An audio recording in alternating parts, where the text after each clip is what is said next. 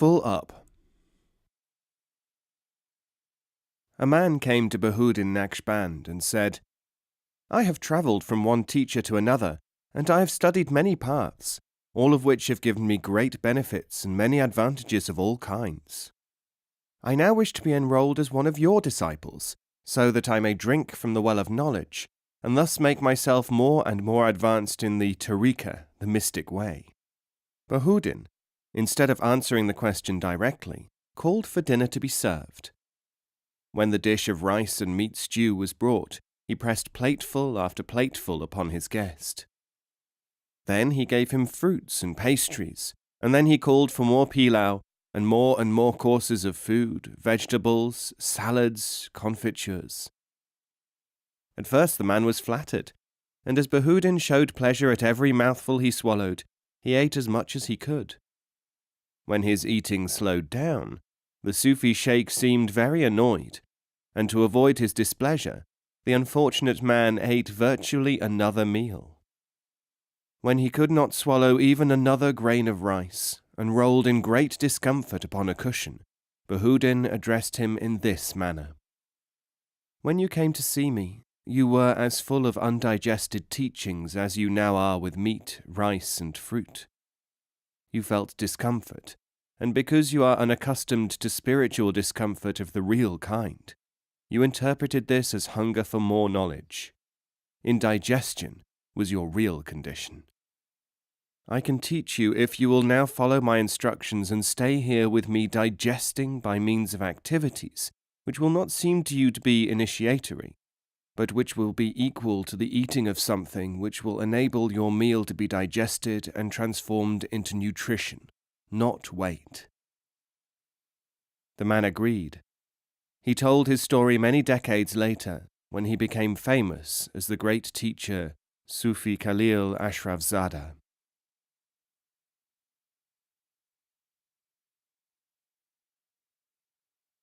Chaki and his uncle. It is related that a young disciple of Baba Shaki was sitting in the hallway of his house when a man arrived and said, Who are you? The disciple answered, I am a follower of Baba Chaki. The man said, How can Chaki have followers? I am his uncle, and I would have known if he had. As to his being a Baba, you have been misinformed, my child. Chaki's uncle stayed in the house after that for many years until he died. He refused to enter the assemblies of culture held by the Baba, and he could never credit that Chaki was a Sufi teacher. I have known him since he was a child, he said, and I cannot see him teaching anything, because he was never able to learn anything. Even after Chaki died, there were many people, some of them frequent visitors to his house, including merchants with whom he had business dealings, who did not believe that he was a saint. Yunus Abu Aswad Kamali, the theologian, spoke for some of these when he said, I knew Chaki for 30 years, and he never discussed higher things with me. To my mind, such behavior is impossible to a learned man. He never tried to describe his theories, and he did not attempt to make me a disciple. I only heard of his supposedly being a Sufi through the butcher.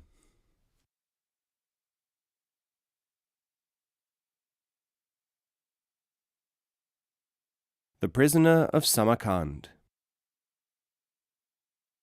Hakim Iskandar Zarames and Abdul Wahab al-Hindi were passing the corner of a large house in Samarkand one day when they heard a wild cry.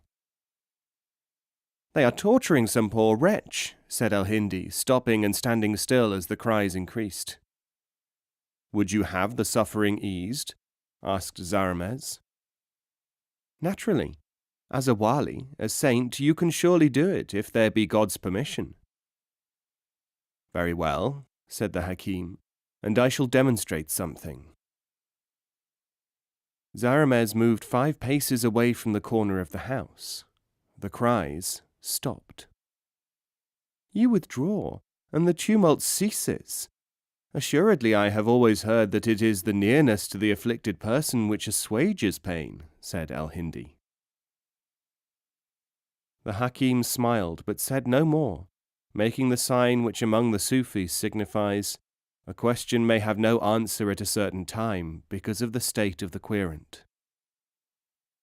Many years later, when al-Hindi was in Morocco, he listened to a dervish relating his experiences to a group of students one night in the closed city of Maula Idris. Among other things, the dervish said, "On such and such a day of the month of Ramadan al-Mubarak, so many years ago, I was seized as a vagrant because of my apparent poverty and meagre appearance. I was left in a stone-built cell at one corner of the outside wall of the Qazi's house, pending judgment. This was in the northern vicinity of Samarkand. I had been contented with my lot and sitting in silent contemplation when I felt, quite unmistakably and from outside not far away, the presence of a saint. I started to howl and shriek and to throw myself about, because a power was upon me, and because I could not escape however much I wanted to approach him. Then I felt that he had moved away as if disturbed by my clamour. I had tried to let him come near again by letting myself become as slack and silent as the night." The sheikh of the dervish circles said, "Your experience could have instructed you that people are most profoundly affected by barakah, spiritual power, when for all apparent purposes it is beyond their reach. The wali was teaching you this, even though you were in prison, and he may have seemed to outside observers to be doing something entirely different, or even nothing at all."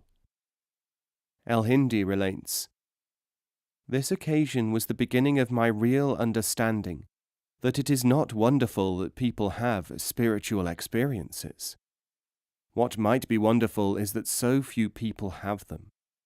What is certainly more wonderful is that instead of learning from them, they worship the experience and count it as something which it is not."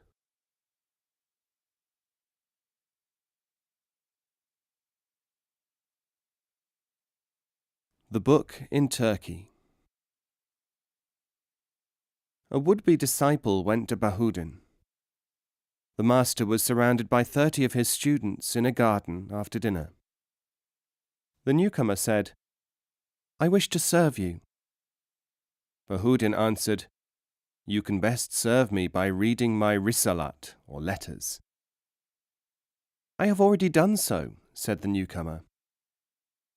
"If you had done so in reality and not in appearance, you would not have approached me in this manner," said Bahudin. He continued, "Why do you think that you are able to learn?" "I am ready to study with you." Bahudin said, "Let the most junior murid, or disciple, stand up." Anwari, who was 16 years of age, rose to his feet. "How long have you been with us?" asked Shah. 3 weeks, O Murshid." "Have I taught you anything?" "I do not know." "Do you think so?" "I do not think so." Bahudin said to him, "In this newcomer's satchel you will find a book of poems. Take it in your hand and recite the entire contents without mistake and without even opening it." Anwari found the book. He did not open it, but said, "I fear that it is in Turkey." Bahudin said, "Recite it." Anwari did so, and as he finished, the stranger became more and more affected by this wonder, a book being read without being opened by someone who did not know Turkey. Falling at the feet of Bahudin, he begged to be admitted to the circle. Bahudin said, "It is this kind of phenomenon which attracts you. While it still does, you cannot really benefit from it. That is why, even if you have read my Risalat, you have not really read it. Come back," he continued, "when you have read it, as this beardless boy has read it." It was only such study that gave him the power to recite from a book which he had not opened, and at the same time prevented him from grovelling in wonderment at the event.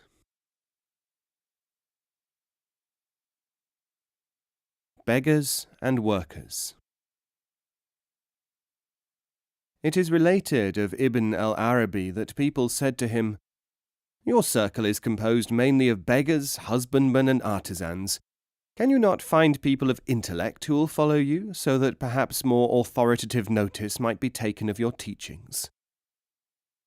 He said, "The day of calamity will be infinitely nearer when I have influential men and scholars singing my praises, for without any doubt they will be doing so for their own sake, and not for the sake of our work."